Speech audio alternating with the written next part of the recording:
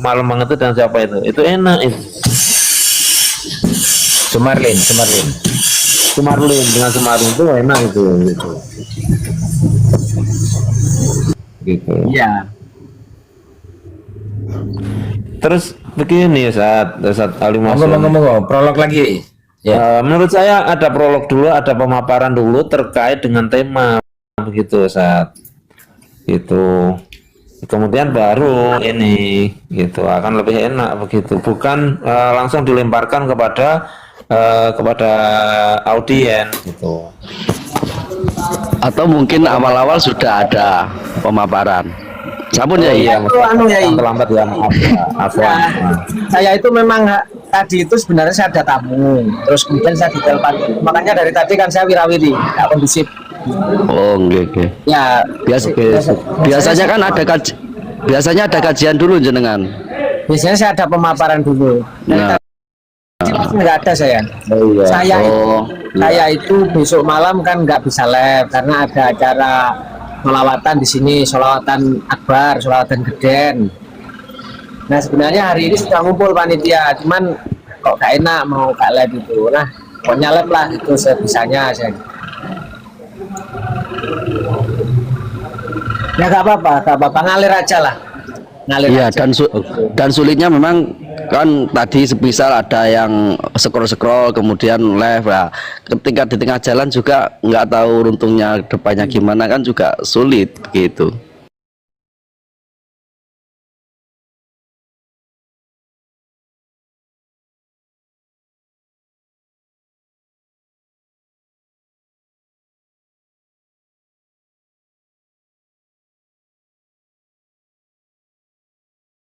Dan saya nggak mau debat sosial,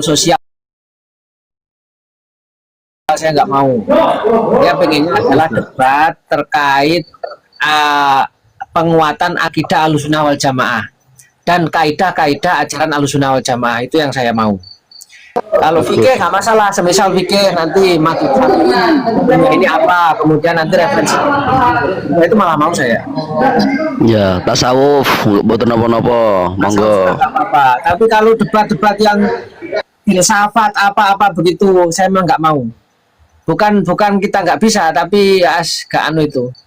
Waktu kita mahal. Betul sekali. Makanya saya minta pokoknya diskusi ini di manajemen yang bagus lah, di manage yang bagus gitu saat. Itu aja. Ayo syukron. Ya. Yeah.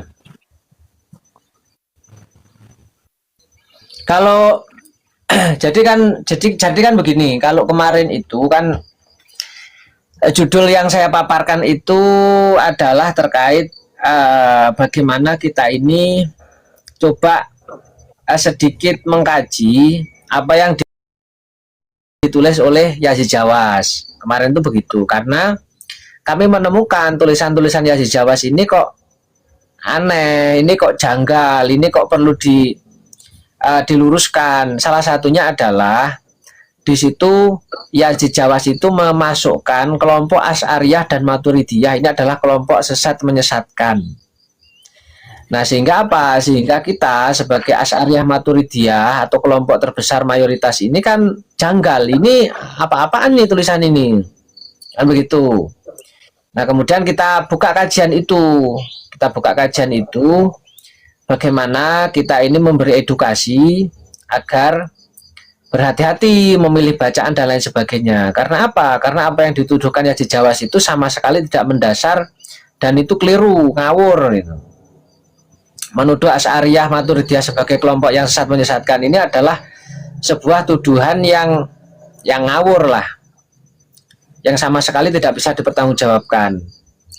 Nah, cuman kita kan tidak menutup ruang diskusi. Kalau memang ada teman-teman Salafi Wahabi yang membela Yazid Jawas, monggo silakan, nggak apa-apa. Tapi yang pasti bahwa apa yang dituliskan Yazid Jawas terkait tuduhannya bahwa Asy'ari Maturidi itu adalah kelompok yang sesat menyesatkan itu adalah tuduhan yang sangat tidak bisa diterima. Artinya apa? Itu tuduhan yang sangat keliru, khotok, sesat, itu tuduhan sesat.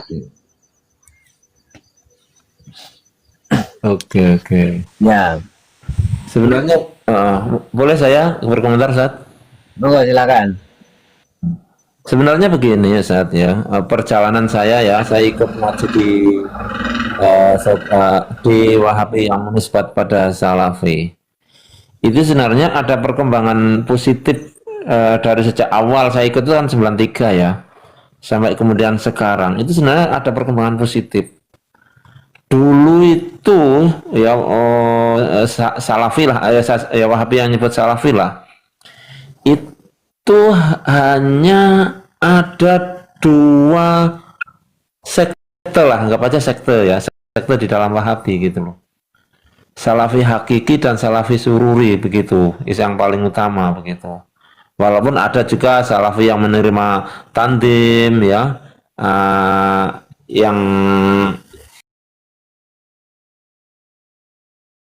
adalah ya, ada lebih dari, tapi yang mainstreamnya itu.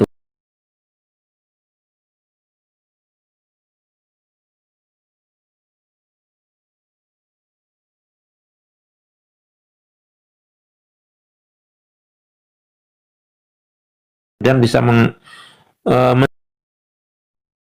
dan menghormati perbedaan. Contohnya Wahabi Salafinya Ustadz Soleh Hadromi. Ya, itu ngerti ya? Paham ya? Sering dengerin juga ya Ustadz Soleh Hadromi. Kemudian Umar Mita. Itu perkembangan yang positif, perkembangan yang bagus. Di Arab Saudi pun, ya Arab Saudi saya baru tahu ketika saya belakangan ini sudah ada medsos, Facebook. Ini kan saya masuk di grup-grup diskusi Timur Tengah ya, diskusi di grup-grup antar Asy'ari Wahabi juga ya. Saya berharap antum semuanya juga masuklah di grup itu gitu ya, untuk mengasah bahasa Arab kita juga gitu. Itu pun juga alhamdulillah ada perkembangan positif di sana. Di sana yang dulunya Wahabi yang ada itu ya yang sangat sangat keras dan jumud, sulit untuk menerima perbedaan, menghormati perbedaan. Kemudian kesini muncul semacam Syekh Thariq Suwaidan. Itu Wahabi beliau. Tapi beliau menerima perbedaan, menghormati perbedaan antara pemahaman Asy'ari. Wahabi ini sebenarnya kan lebih dekat ya ke genealoginya kan kepada Asy'ari atau kepada Imam Ahmad lah ya. Amiruha kama ja'at itu kan sebenarnya kan gitu ya. Dan beliau menghormati perbedaan antara pemahaman Wahabi dengan Asy'ari, menerimalah bahwa dua-duanya itu ahlu sunnah. Sudah begitu perkembangannya di awal.